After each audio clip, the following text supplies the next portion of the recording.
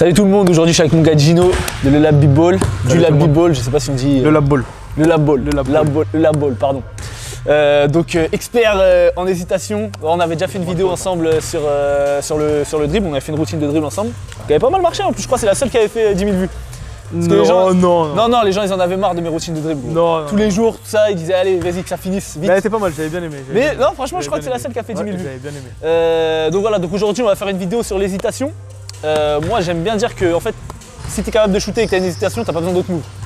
Parce que tu deviens menaçant. Le mec, c'est ça. Quand tu regardes les top shooters, les Steph Curry, les Trae Young, les Damian Lillard, juste ils vont lever la tête, même si on va voir, il y a plusieurs angles, comme tu dis, plusieurs critères pour bien faire les i. Quand tu es menaçant sur le tir, directement les mecs ils vont monter. Et je sais pas si ça t'est déjà arrivé, mais moi j'ai déjà eu des matchs où tu vas mettre 2-3 tirs. Même si tu fais mal les i, les mecs ils sont prêts à sauter et direct c'est facile de passer. Parce que dans l'adrénaline, dans le cours du jeu, t'as pas le temps de réfléchir et t'es constamment en état d'alerte face à un shooter. Donc moi je dis toujours le mec le plus dangereux sur le terrain c'est celui qui a le ballon et qui regarde le panier. Dans cette situation là c'est clairement ça. Donc travailler le shoot c'est relativement facile, même si on pourra faire aussi une vidéo sur comment travailler le shoot. C'est pas si facile, non, mais faut être patient, faut être patient, faut de la répétition. C'est quelque chose qui est hyper documenté, donc tu peux facilement progresser. L'hésitation un peu moins. Surtout en France, de toute façon. En France, ouais. Je pense même n'avoir jamais vu de tuto. Bah écoute, on va être les premiers, on va être les pionniers. Donc voilà, donc aujourd'hui on va voir plusieurs points. On va voir donc moi des hésitations que j'ai fait en match, que Gino va corriger. Ensuite on va voir un peu les différents critères de réalisation pour qu'une hésitation soit bien exécutée. Et on va comparer ça aussi avec des joueurs Euroleague qui ont fait des hésitations efficaces.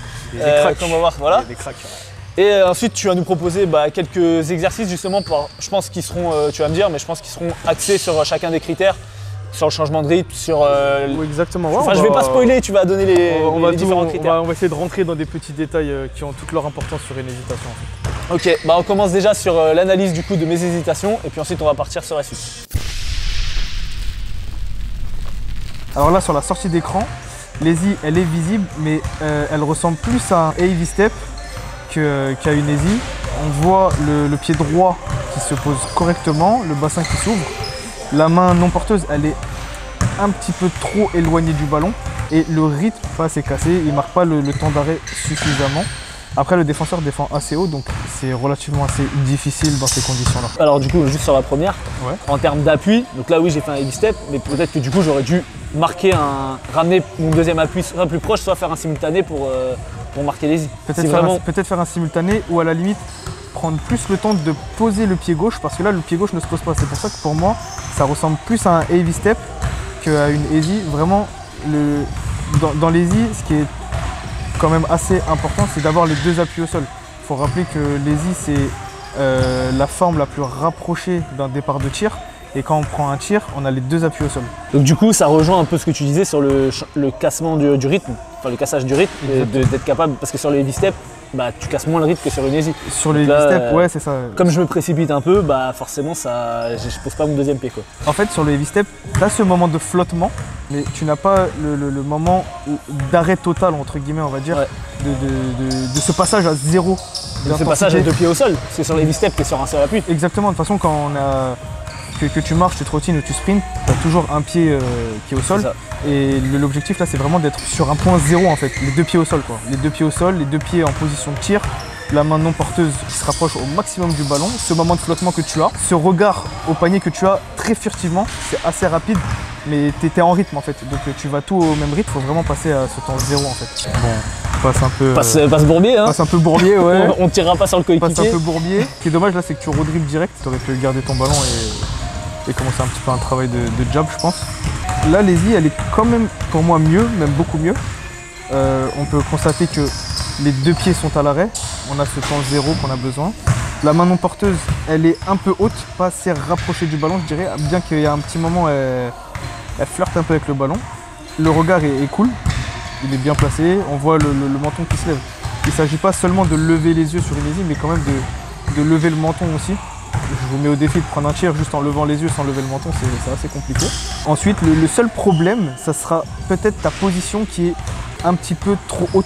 C'est pas une position de tir. Exactement, c'est pas une position de tir. T'es pas assez fléchi ton corps est quand même un petit peu avancé, les épaules sont beaucoup avancées. Et c'est vraiment le seul truc, entre guillemets, qu'on peut reprocher. L'easy est quand même correct. On voit que le défenseur mord un peu, là, il lève les bras. Et puis après, tu arrives à le driver correctement en plus. Donc c'est pas mal. Et donc tu me disais, là j'ai une position de gaucher.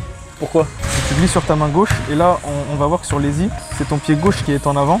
Quand on prend un shoot, on a toujours le pied de la main forte qui est devant. Et c'est exactement dans cette position que tu prends en fait sur ton easy. Donc ça pourrait être moi en fait à ta place. Ça serait moi à ta place, ça serait plus cohérent on va dire. Ouais, donc en fait là on rejoint le problème des appuis, qu'il aurait fallu que je ramène mon pied droit un peu plus en avant et se marquer le temps d'arrêt et ensuite repartir. Exactement, tu vois par exemple sur ton départ de ton easy, je suis même sûr que là, si tu repars sur un temps zéro, sur ton dribble main droite, alors là, tu peux le fusiller et après, tu peux driver le long de la baseline en fait. Là, on va parler des 4 points principaux pour se rapprocher au maximum de l'easy parfaite. Donc, ces 4 points principaux sont le resserrage de la main non porteuse sur la main porteuse de balle, le resserrage des appuis, parce que personne ne prend un shoot comme ceci. On est toujours le pied côté main forte vers l'avant. Donc on va parler de ce resserrage-là. On va parler de la levée de tête parce que personne ne shoot en regardant le sol.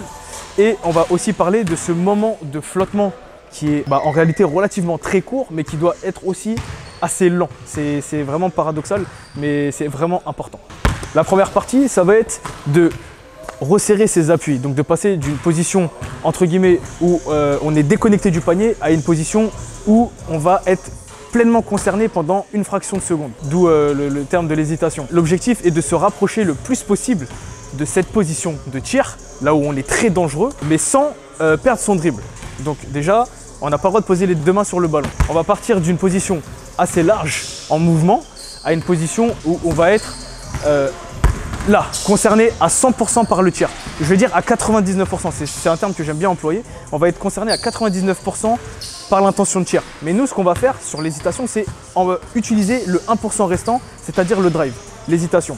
Donc, on va partir d'une position large où on est en train de dribbler à une position là, serrée. On resserre les appuis. Là, vous voyez, je suis en position de tir, j'ai juste à armer et mon tir peut partir. Comme vous le voyez, automatiquement, j'ai le réflexe de ramener ma main de shoot. Je suis gaucher, c'est pour ça que mon pied gauche est devant.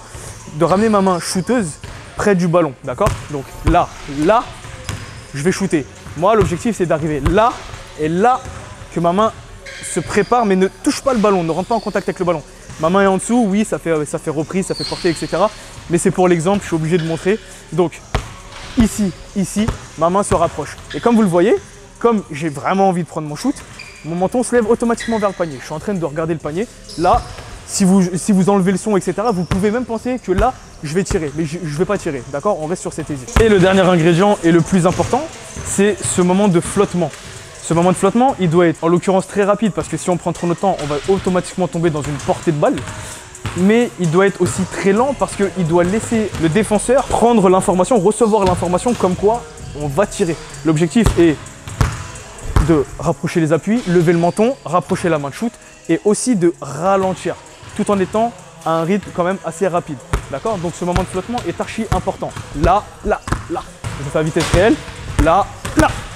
Donc vas-y, comme exercice, pour travailler donc les 4 points dont je nous ai parlé, qu'est-ce que tu as? Premier exercice, c'est personnellement mon préféré. Il permet de vraiment travailler le footwork et de travailler cette position, ce passage de position wild, d'être très bas, très large, à cette position de tir. Donc à passer le pied gauche devant, mon pied fort, devant et mon pied droit derrière, resserré. Donc comme vous le voyez, on passe d'une situation où on est très large, on n'est pas concerné par le panier. Hop, excusez-moi. Putain, routine de dribble mon gars. Faut qu'on en refasse une. Donc on passe d'une situation très large dans laquelle on n'est pas concerné par le panier, donc on n'est pas menaçant en réalité, à une position où on va être là, très serré, le menton se lève, la main porteuse, non porteuse, pardon, se rapproche du ballon. Donc on va enchaîner ça, mais ça va être très rapide, ça va être une cascade de switch où on va travailler là, les appuis ici, et on va rajouter un dribble en plus. Vas-y, fais-nous voir. Je te montre l'exemple, puis après tu nous fais la même chose derrière. On va commencer par la première version, c'est celle où on est plus axé sur le footwork que sur le handle. Donc ça va être très simple, c'est un dribble, position de tir, un dribble, position de tir, un dribble, position de tir. Dans un premier temps, vous pouvez commencer à travailler avec la portée de balle. C'est pas un problème de faire des portées de balle Enfin, c'est une bonne précision. C'est pas un problème. On va commencer par là, là. Vous voyez, sur cette position-là, je suis en portée de balle, mais mon pied, il est presque en position de tir, un petit peu. Mes yeux, ils sont montés, mon menton, il est monté et je suis bas. Mes pieds, ils sont resserrés. Et du coup, là, t'exagères un peu l'avancée du pied. Exactement. Parce que c'est pas une position de tir réelle. Tu Exactement, vas pas tirer non, comme ça. je ne tire pas comme ça, mais la plupart du temps, des gros mecs, par exemple, je prends la ref actuelle de l'hésitation, Ronaldo Segou, sur ses easy, il est quand même très avancé. Il est très avancé quand même. Il a son pied fort devant, donc son pied droit, et il est archi avancé. Donc là, on exagère un petit peu, c'est vraiment pour apprendre à avoir les pieds qui changent de ligne. Donc on est vraiment sur le footwork ici. Wild, serré, wild, serré. Comme vous le voyez là, je ne sais pas si vous voyez sur la ligne du lancer franc, mes pieds ils sont alignés et là ils sont resserrés, j'ai un pied devant, un pied derrière la ligne. On peut commencer lentement et petit à petit accélérer. Là je suis plus dans la portée, hein. Ma main elle n'est pas en dessous du ballon, elle est juste à côté du ballon. Et donc là évidemment je pense que ce qui est important c'est, donc moi attends que je me le mette pour le droitier, c'est tac comme ça, c'est ça? Exactement, ouais. Et en fait ce qui est important aussi ça va être de synchroniser le moment où la balle remonte et le moment où il y a la prise d'appui. Exactement. Parce que Alors si là, je fais ça, par contre, comme regarde, ça marche ce pas. que tu peux faire, c'est dribbler avec ta main gauche. Ouais. Pourquoi ta main gauche? Parce que la main, on aura plus de facilité à envoyer une easy et même à sortir moi je d'une easy préfère, hein. avec la main gauche. Je fais toutes mes easy Bien main sûr. gauche. Bah, c'est normal parce que ta main non shooteuse, ta main guide, c'est elle qui va venir emboîter ton ballon sur ton côté droit. C'est plus facile d'enchaîner sur un in-and-out. Faut pas derrière. négliger le travail de la main guide, ouais bien sûr. La main guide, tac, elle a tendance à toujours ramener ton ballon sur ton côté préférentiel de tir. Et là après tu peux prendre ton tir, donc là, et après on peut driver ici comme ça. Donc, mais du coup je reste avec mes appuis, donc ça donne tac, tac. Pied droit, exactement, Alors, exactement. attends. Du coup c'est la synchronisation. Alors là, qui est essaye de difficile. même augmenter un petit peu ton... Voilà, ça parfait. Comme ça tu vois bien Moi, le je suis contraste. raide, hein, tu connais. Ouais, c'est- ça me choque de toi un tac. peu. Exactement. Et là, alors, là vous voyez le défaut, vas-y refais, et tu fais une pause sur le position, voilà. Là la position, elle est quasi aussi large que la position de départ. Bien vu coach. Donc il faudrait resserrer ses Ok, appuis. donc Voilà, là on est mieux. Là on est tout de suite mieux. Exactement. Exactement. Ce que tu peux faire, c'est décoller les talons parce que quand on prend notre tir, on est rarement sur les talons. Ouais. D'ailleurs, le basket, je précise, c'est pas un sport de talons où les talons n'ont pas trop leur place dessus. Donc essayez d'être là et là de resserrer et d'être un petit peu. Michael Jackson. Voilà, en mode hihi. Exact. Attends, large. Parfait. Ouais, bien. Yes. Ouais, pas mal. Et là, tu peux commencer à enchaîner un peu plus rapidement le footwork. Exactement. Là, on est beaucoup mieux. Là, on est beaucoup mieux. Vous me direz en Lève vidéo, le est-ce menton. que là c'est crédible?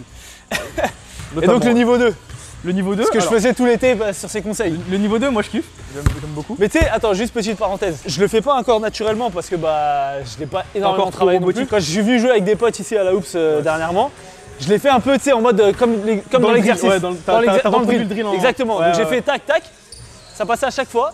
Et c'est des gars qui jouent avec moi depuis un moment qui m'ont dit ah t'as un nouveau move, ton easy T'as elle est bossé, bien. ouais, t'as bossé, Donc franchement, c'est vraiment en fait c'est le truc de réussir aussi à répliquer le truc et à Reproduire, l'automatiser. ouais, exactement. Ouais, à Parce que pour reproduire. l'instant pour moi c'est pas automatique. Exactement. Faut que Bah, j'y de toute pense. façon, c'est comme tout, ça se travaille Ouais, c'est jusqu'au ça. point où ça devienne un petit peu naturel et limite tu deviennes un easy man, tu vois, les Ouais. mecs qui abusent des easy là, parce qu'on en connaît Rose, on tous, parle hein. de toi.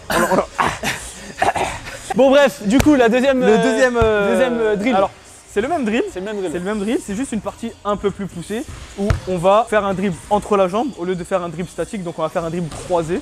Ça peut être un cross, ça peut être un dribble entre la jambe. Moi je préfère le dribble entre la jambe. Pourquoi? Parce que quand on fait ce dribble entre la jambe, en tout cas moi personnellement, j'ai tendance à chercher encore plus loin, à écarter encore plus mes appuis de base. Donc on va partir sur dribble entre la jambe, position de tir. D'accord? 1, 2, 1, 2. Donc vous voyez mon dribble se recroise, revient à la main initiale sur ma position de shoot. Et là on est sur une easy assez croisée on va dire. Donc le défenseur se jette, il va venir ici et là, bam, on peut aller croiser pour attaquer son top foot et aller prendre un autre shoot ou aller... Position de départ. Je le fais toujours main gauche, donc je Exactement, je parce passe que- main droite. Exactement, parce que tu vas voir que tu vas tomber automatiquement dans ta main guide. Bon ça Sur le normalement dribble. c'est un truc que j'ai déjà fait. Bon ça fait un moment que je l'ai pas fait mais normalement ça devrait aller. Tac. Alors là, allez, tu vois refais. En fait faut Ouais, que je fasse un peu ma Là ton footwork il était irrégulier un petit peu. Ouais. Sur la position de départ revenait bien. tac, tac. Exactement, il faut vraiment être axé sur la position finale. Parce qu'il ne faut pas oublier que on est peut-être même susceptible de prendre le shoot directement si le défenseur ne vient pas. Hein. Oui, tu le fais une fois, la deuxième fois, s'il monte pas, tu prends. Exactement, même la première fois. Hein. On va pousser le drill. Ozan est en position. Et moi, je vais lui annoncer quand tirer, quand ne pas tirer. D'accord?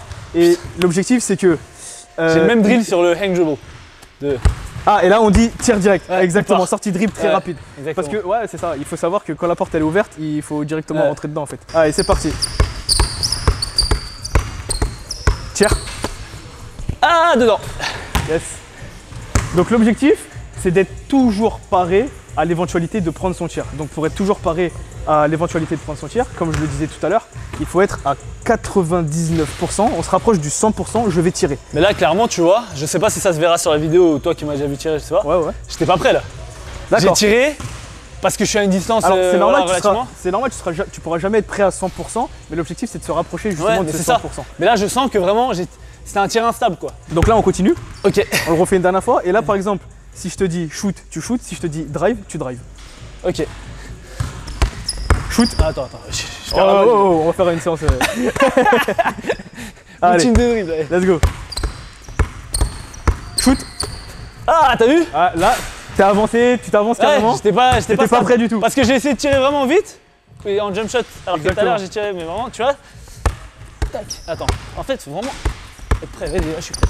Drive. Attends, parce que j'étais en train de me rendre compte que j'avais tout le temps la tête levée. J'avais la tête tout le temps le cercle. Ouais, donc faut... Il y a plein de trucs à regarder. Hein. La position est nickel. Ouais. La position est nickel. Ah, t'as voulu. Drive. Pas mal. Là, son drive était un petit peu trop axial. Faut pas oublier que le défenseur va sortir aussi. Donc, toi, t'es droitier, tu te retrouves dans cette position-là. Il faudrait peut-être plus, au lieu d'aller chercher vers l'avant, parce qu'il y a un défenseur, regarde, tu peux même venir. Donc, je le fais dans ma position à moi. L'objectif, c'est de ne pas attaquer axial, c'est d'ouvrir là et d'attaquer, comme je vous ai dit tout à l'heure, le top foot.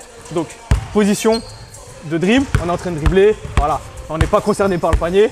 Et là, d'un coup, boum, boum, là, on vient jouer. Tire.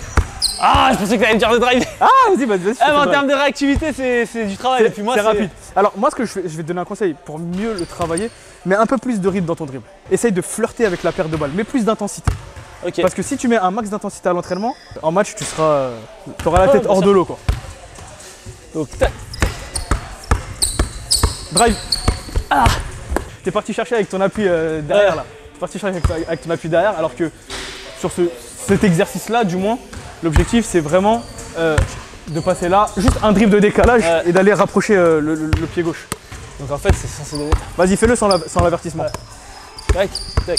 Alors, voilà, exactement. Vas-y, mets ta position sans dribbler. Boum. Là, quand tu vas pousser main gauche, tu vas aller chercher ici avec ton pied gauche, il va suivre là. Exactement. Okay. Donc là, boum, on pousse, pied gauche, il suit le ballon. Exactement. Ouais, exactement, c'est ça. Ah, c'est pas du tout naturel. Exactement, c'est ça. Pas mal. Le ballon, il est connecté avec ton appui. Ouais, donc quand tu as ta balle main gauche, ton ballon est connecté pied gauche, main gauche. Boum. Là, les deux sont synchronisés. Ouais, exactement. Là, l'objectif, c'est vraiment qu'il passe là. Okay. D'accord. Donc, tu es là, là. Ballon qui passe en dessous. Toi, tu es un petit peu trop ici. L'objectif, c'est tac, qui passe en dessous. Ok. Ouais, mieux. Celui-là, mieux. Beaucoup mieux. Maintenant, tu peux pousser un peu plus ton dribble. Plus vers l'avant. Alors, pareil, mais là, tu es tellement concentré par le dribble qu'il faudrait lever la tête aussi. N'oublie pas que tu dois faire sauter ton défenseur. Donc, en regardant justement la vidéo, là, on s'est rendu compte d'un truc, c'est qu'un des premiers critères qu'il nous a donné, c'est l'écartement des appuis et donc la variation de cet écartement. Et donc, on a regardé sur la fin, j'étais tellement concentré, mais c'est ça aussi, c'est normal. Faut compartimentaliser l'apprentissage. Exactement. Et c'est que, chiche, ça c'était éloquent là ce que je viens de dire.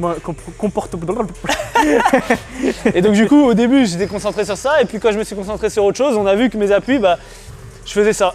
Tac, tac, tac, tac. Donc il y avait plus cette variation d'écartement. Et donc il faut que je me concentre sur ça. Donc, et il a souligné un point aussi.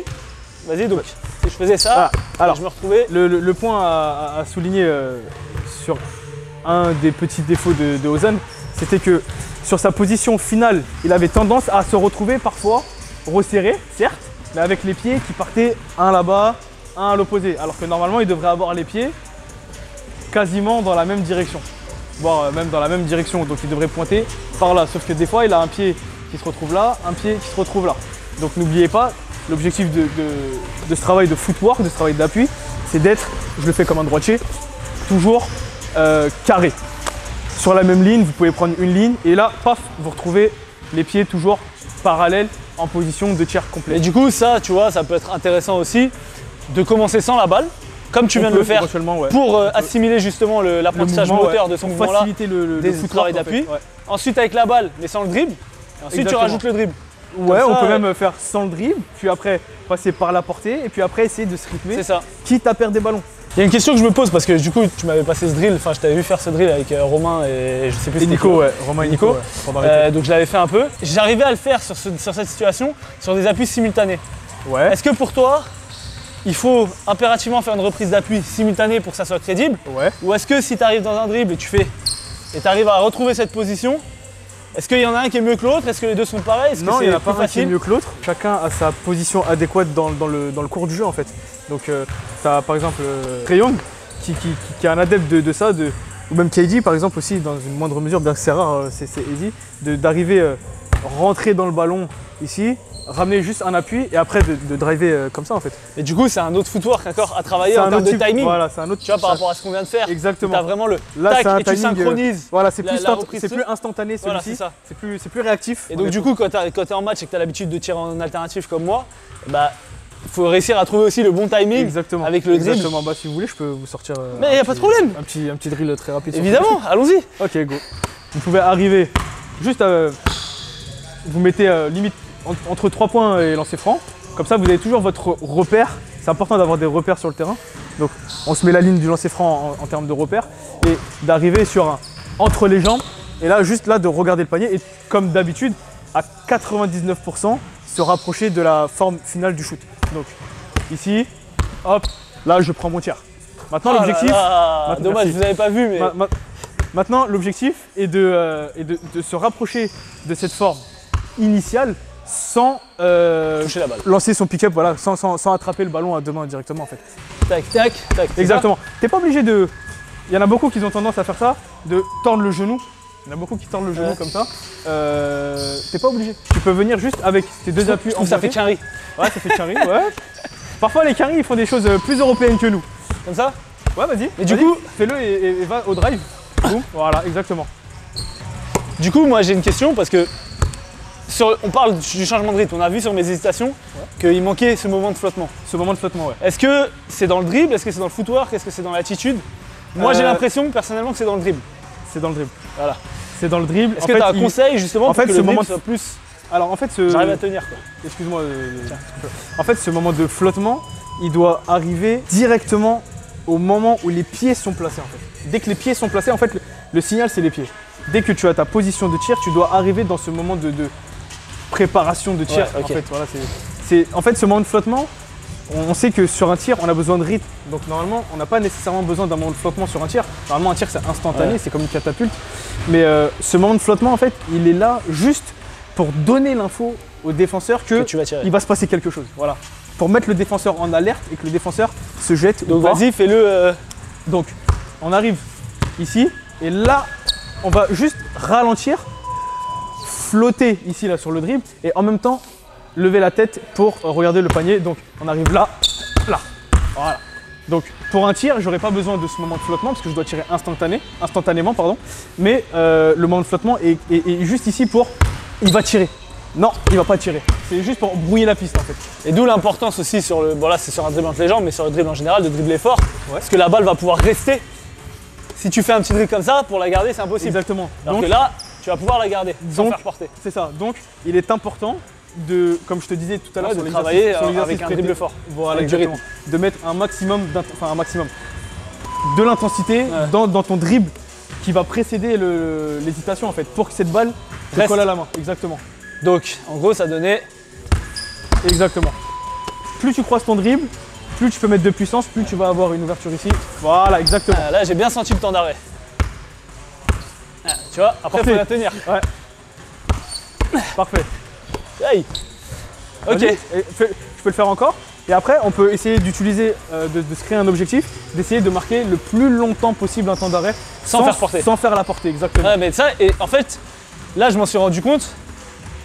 c'est vraiment dans la force que tu vas mettre dans le dribble. Dans le dernier dribble. Et bon, alors des fois, je vais la perdre et tout, ouais. mais forcément, bah, si je fais.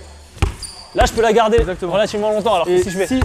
Si on revient sur tes vidéos précédentes, c'est pour ça que peut-être tu précipites un peu trop tes easy. Parce que je dribble pas assez fort.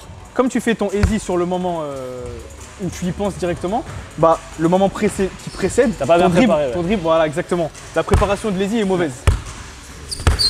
Ouais, mieux. Ouais, pas mal là. Prends ton temps encore. Essaye de marquer le plus longtemps un temps d'arrêt tout en étant en position de tir. Voilà.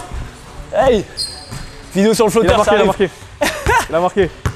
Ok, donc tu voulais nous montrer un sur drag et step back. On va partir sur une position de drag. Donc le drag c'est quoi? C'est le move que les mecs de 2 mètres aiment bien faire pour se prendre pour KD au mid-range.